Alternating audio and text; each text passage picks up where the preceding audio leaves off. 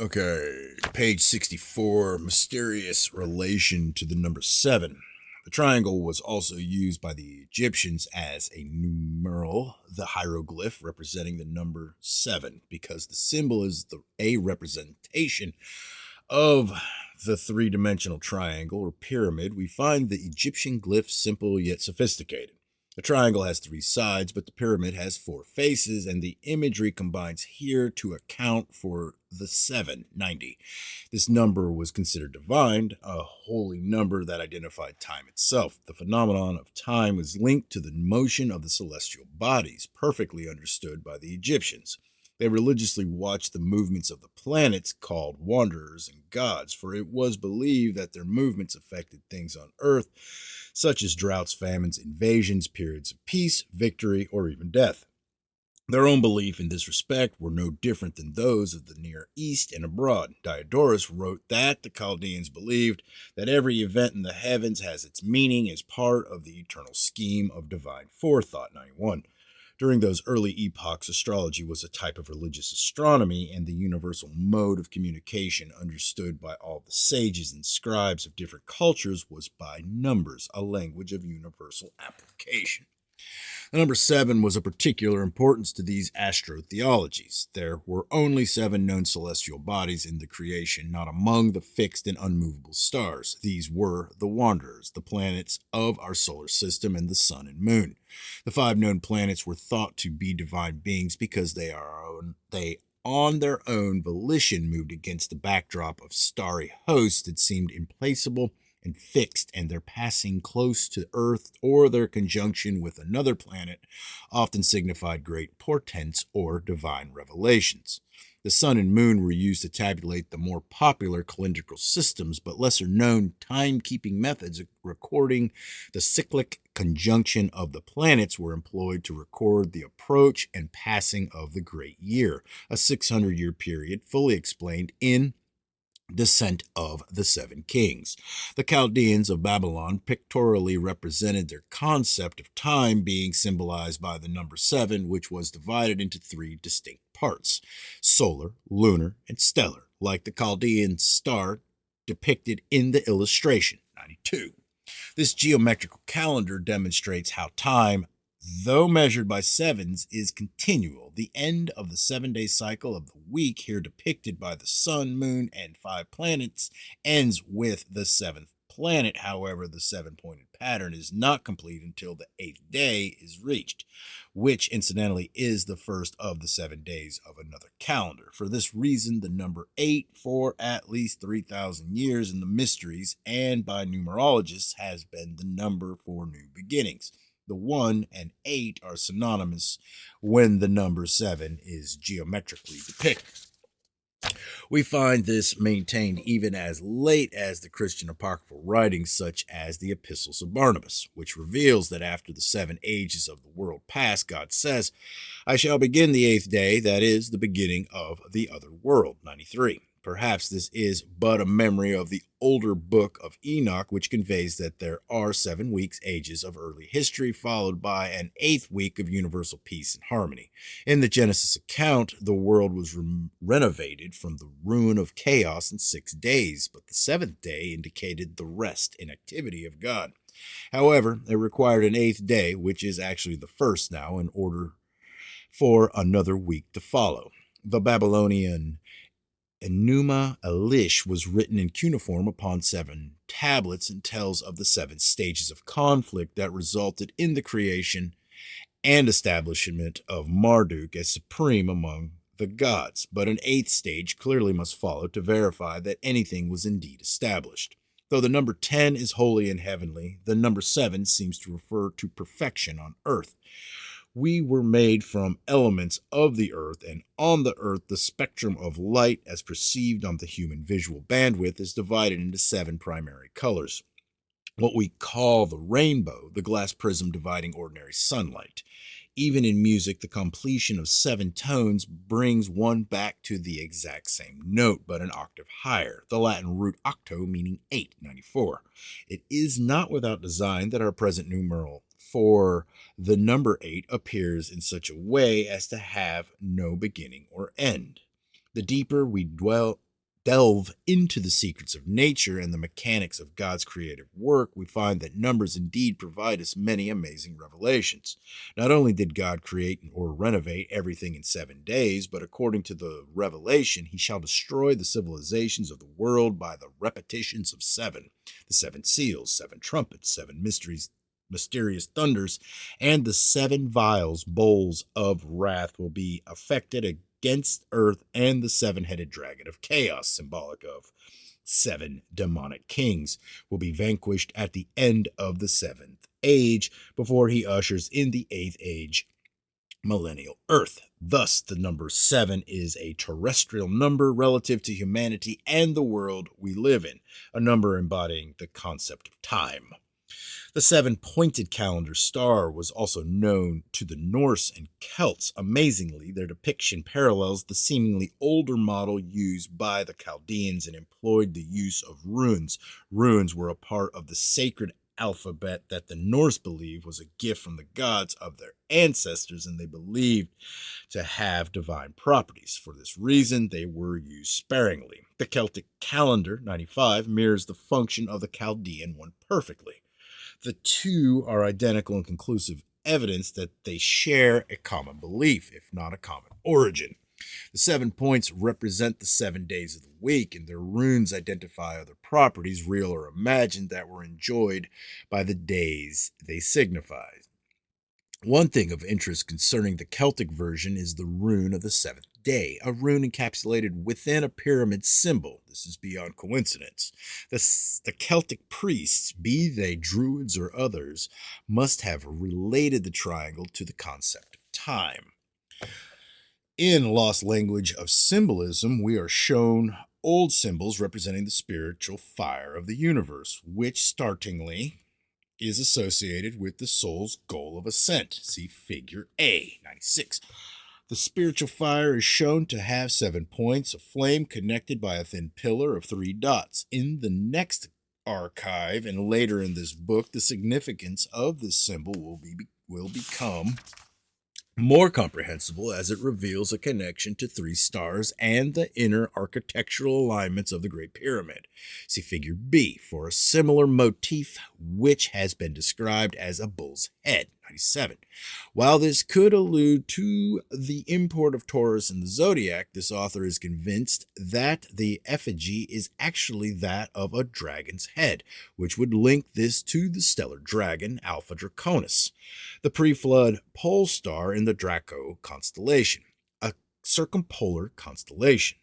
The horns, artistically, be they of a bull or dragon, identify the 2 pillars that mark the path to the entrance to eternity.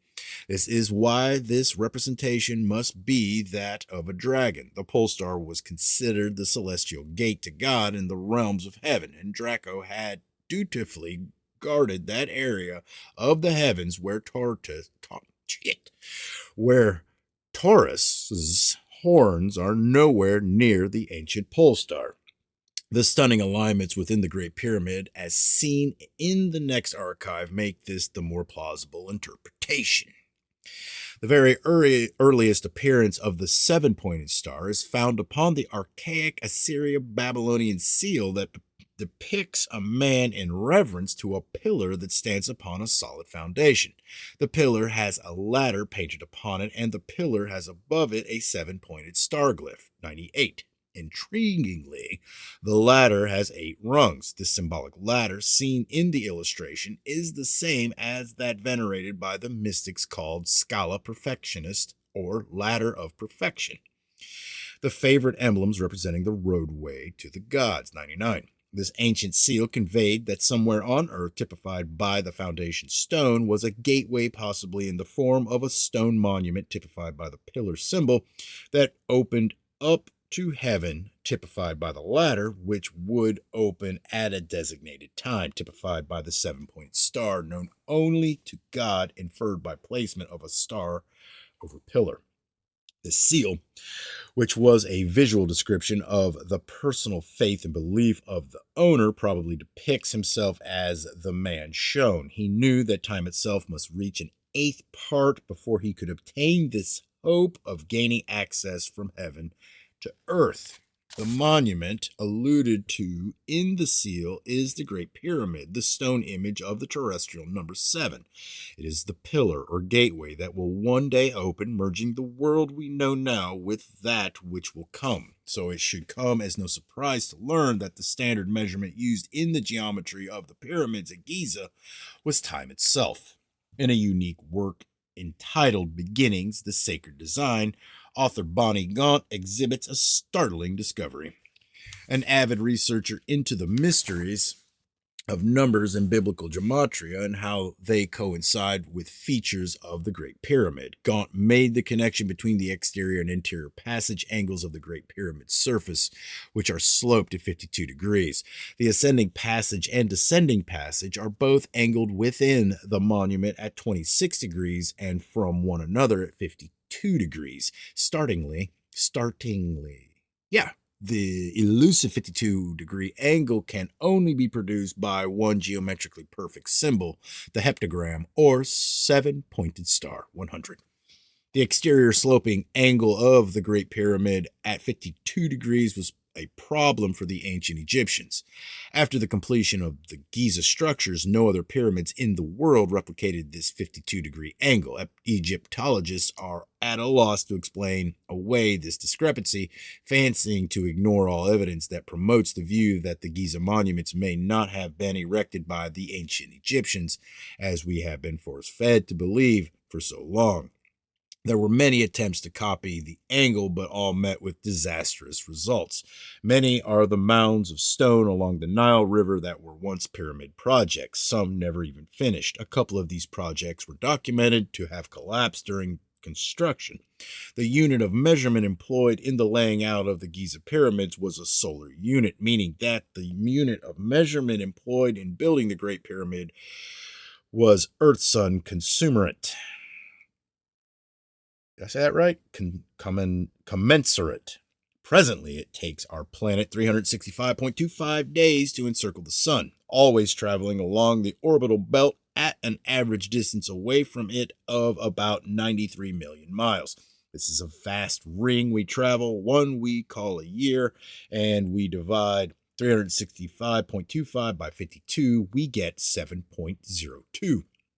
Thus, 52 days in the duration by which it takes our planet to move 1/7 of its distance around the sun. This alone should be cause enough for the serious consideration of a non-Egyptian origin for these structures. Men may have built the Great Pyramids, but they did not design them. A greater intellect was at work here, one that gave divine instructions to Enoch and his people. The sun is the unit or medium by which we measure days and years, and it is vitally important to the earth and all living things, including that little gnat. If there be any who have read this far and still believe that men of old on their own initiative could have designed this colossi, the next archive was written for you.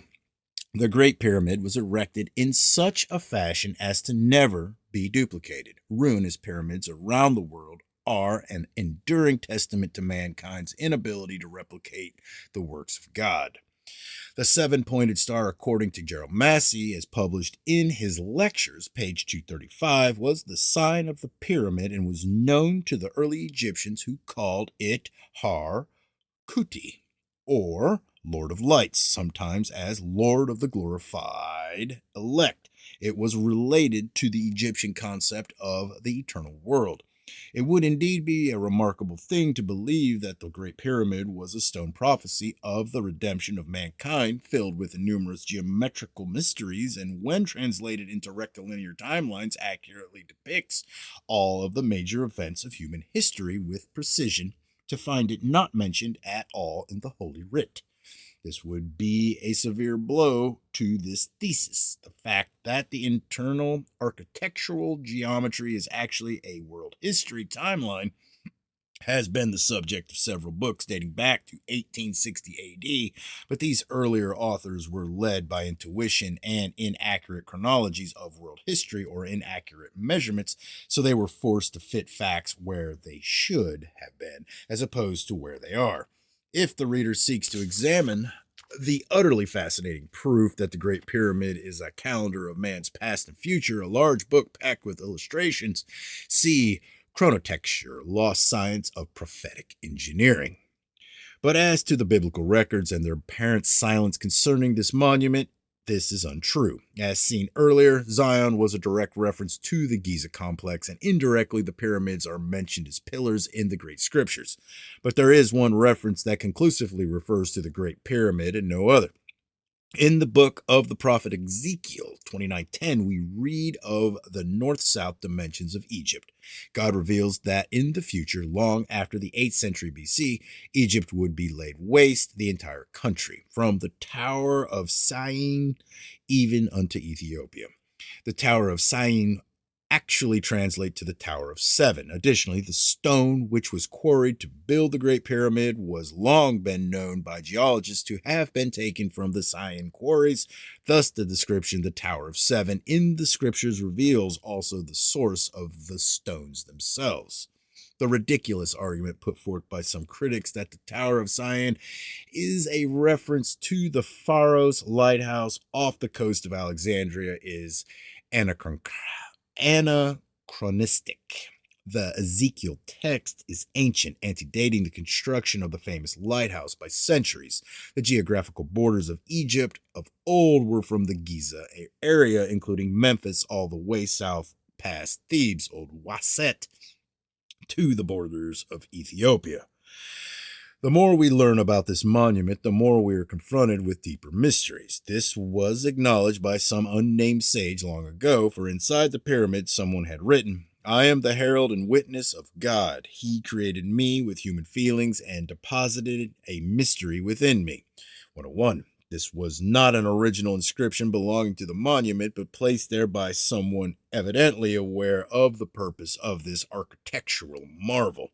There is much more we are not told about the Great Pyramid, information concealed by historians and scholars because what they found was not consistent with what they had been taught or employed to propagate. There is a nigh impenetrable mystery about the Gizan monuments that begs the question, why is there so little known about them?